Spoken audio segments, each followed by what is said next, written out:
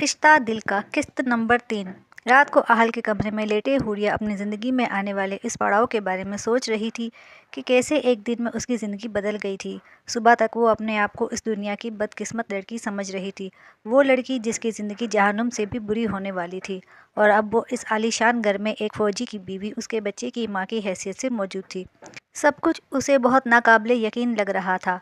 ऐसा तो कभी नहीं सुना न देखा था मैंने, जैसा मेरे साथ हुआ है।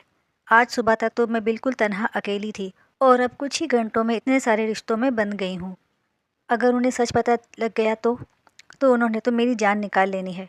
कहीं मुझे जासूस समझकर फांसी ही ना दे दें। या अल्लाह, ये सब क्या है? पहले थोड़ी मुश्किलात थी ज़िंदगी में, जो अब ये मुसीबत गले पड़ गई।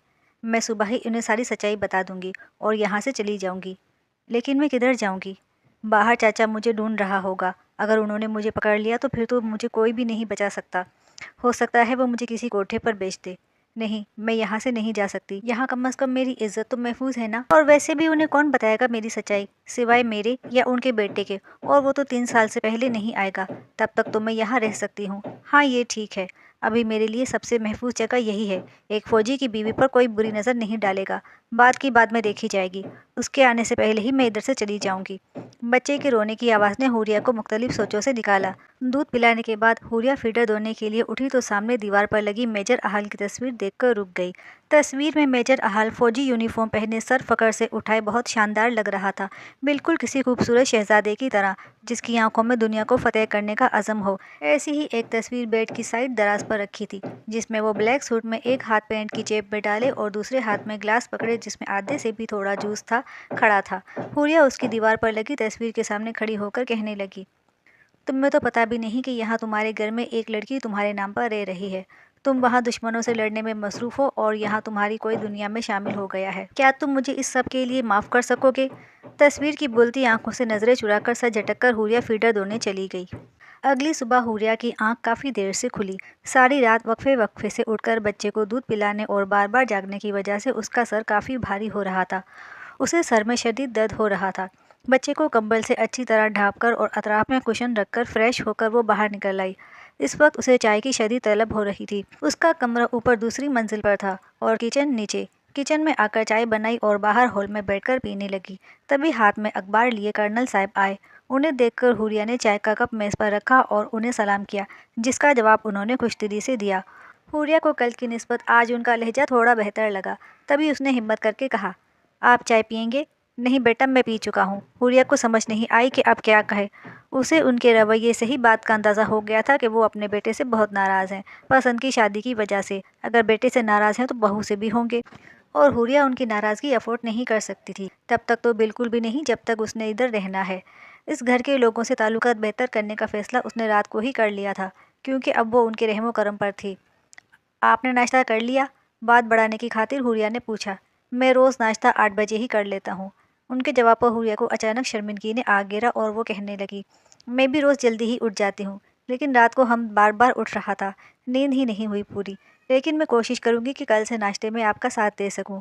हुरिया की बात सुनकर कर्नल साहब मुस्कुराए और अखबार का पेज उलटते हुए कहने लगे, कोई बात नहीं बेटे, छोटे बच्चे ऐसे ही करते हैं। आप अपनी नींद मुकम्मल करके उठा करें। कर्नल साहब ने नरमी से कहा, लेकिन उनकी बात सुनकर हुरिया मुस्कुरा भी ना सकी, क्योंकि उसकी नज़रें अखबार के सफ़े पर लिखी एक खबर पर थी। वो खबर पढ़कर हुरिया साख्त हो गई थी। इतनी जल्दी उसे इस सब की उम्मीद नहीं थी। वो कर्नल साहब से अखबार लेकर पूरी खबर पढ़ना चाहती थी, लेकिन उनसे मांगने की हिम्मत नहीं हो रही थी। बालाकर उसकी मुश्किल कुदरत ने आसान की। कर्नल साहब का फ़ोन बजने लगा और वो अखबार मेज़ पर रखकर कॉल सुनने के लिए उठ गए। उनके जाने के बाद हुरिया ने अखबार उठाया और वो खबर बार बार पढ़ी। उसे यकीन नहीं हो रहा था कि किस्मत यूं भी मेहरबान हो सकती है, उसकी मुश्किलों का खात्मा यूं इतनी जल्दी हो सकता है। लेकिन ये सच था। उस खबर के मुताबिक रात जुए के अड्डे पर जुआरियों की लड़ाई में 2 लोग मारे गए, जिनमें से एक उसका चाचा था। मरने वालों की तस्वीर भी साथ थी। हुरिया बार बार खबर पढ़कर अपने आज़ाद होने का यकीन कर रही थी। अब मैं आज़ाद हूँ। अब मैं खुलकर सांस ले सकती हूँ। अब मुझे इधर रहने की ज़रूरत नहीं है। मैं अभी उन्हें सारी सच्चाई बता देती हूँ और यहाँ से चली जाती हूँ। हाँ, इससे पहले कि वो मेजर आकर मुझे जासूस या दहशतगर्द समझकर फांसी पर लटका दे, मुझे यहाँ से चले जाना चाहिए। हुरिया अपने मुस्तकबिल की सोचों में गिरी हुई थी, तभी कर्नल साहब आए और हुरिया से कहने लगे, बेटा आप जाकर तैयार हो जाएं और बच्चे को भी तैयार कर दें। मेरी बहन और उनकी फैमिली आ रही है आपसे मिलने। शाबाश जल्दी करें, वो रास्ते में है। बाबा मुझे आपसे ज़रूरी बात करनी है, आप प्लीज़ मेरी बात सुन लें। हुरिया ने सच बताने की कोशिश की, लेकिन तभी हमद के ज़ोर ज़ोर से रोने की आवाज़ें आने लगीं और हुरिया की बात दरमियान में ही रह गई। बेटा आप जाएं, पहले हमारे पोते को तैयार करें और खुद भी तैयार हो जाएं। मेहमान बस आने ही वाले होंगे, बाकी बातें बाद में करते हैं।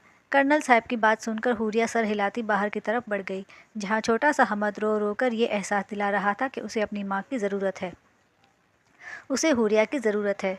बच्चे को देखकर हुरिया को अपना दिल पिघलता हुआ महसूस हुआ।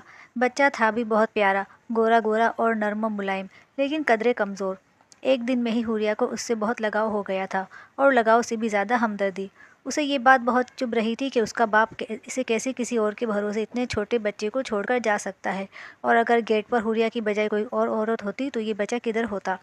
ये सब सोचकर बच्चे के लिए उसकी हमदर्दी मज़ीद बढ़ रही थी। वो उसे बिल्कुल अपने जैसा लग रहा था, उस पूरी दुनिया में तन्हा, एकदम अकेला। आ जाओ बेटा, मैं आपको तैयार कर दूँ। फिर तो मैंने चले जाना है, पता नहीं फिर आपको कौन संभालेगा। खैर आप फिक्र ना करना, मैं हमेशा आपके लिए दुआ करूँगी, ढेर सारी दुआ, और फिर आपके साथ सब अच्छा होगा। मैं आपको कभी नहीं भूलूँगी। पर क्या आप भी मुझे याद करोगे? अपने सवाल पर हुरिया खुद ही हंसती। मैं भी कितनी पागल हूँ ना, आप मुझे कैसे याद करोगे? आप तो इतने छोटे से हो, और शायद अभी तक तो आप मुझे ठीक से देख भी नहीं सकते होगे। लेकिन कोई बात नहीं, मैं तो देख सकती हूँ ना। आपको मैं याद करती रहूँगी। हुरिया बातें करने के साथ साथ बच्चे को तैयार भी कर रही थी, और वो बच्चा आंखें खोले हुरिया को देख रहा था। अरे आप तो तैयार होकर इतने प्यारे लग रहे हैं। चलो आपकी पिक्स बनाते हैं, और हम दोनों अपनी सेल्फी भी लेंगे, हमारी आखिरी सेल्फी। नहीं ये कुछ ठीक नहीं साउंड कर रहा है। हमारी अलविदाई सेल्फी, अब ठीक है ना? हुरिया ने अपनी और बच्चे की ढेरों तस्वीरें बनाई। वो बार बार बच्चे को प्यार भी कर रही थी और पिक्स भी बना रही थी। उसने ज़िंदगी में पहली बार इतने छोटे से बच्चे के साथ इतना वक्त गुजारा था। उसके खुद के तो कोई बहन भाई थे नहीं, और ना ही रिश्तेदारों की तरफ ज़्यादा आना जाना था, तो ऐसे में कभी इतने छोटे बच्चे को गोद में लेने का इत्तेफाक हुआ ही नहीं। और इस बच्चे की हर हरकत इसे दिल के बहुत करीब महसूस हो रही थी। ये एहसास उसके लिए बिल्कुल नया था और बहुत भला भी था। लेकिन अब जुदाई का वक्त भी बहुत जल्द आ गया था। हुरिया को हमेशा से लगता था कि उसकी किस्मत में खुशियों के लम्हात बहुत कम मुद्दत के लिए आते हैं। क्या सच में ऐसा था? ये तो वक्त ने बताना था।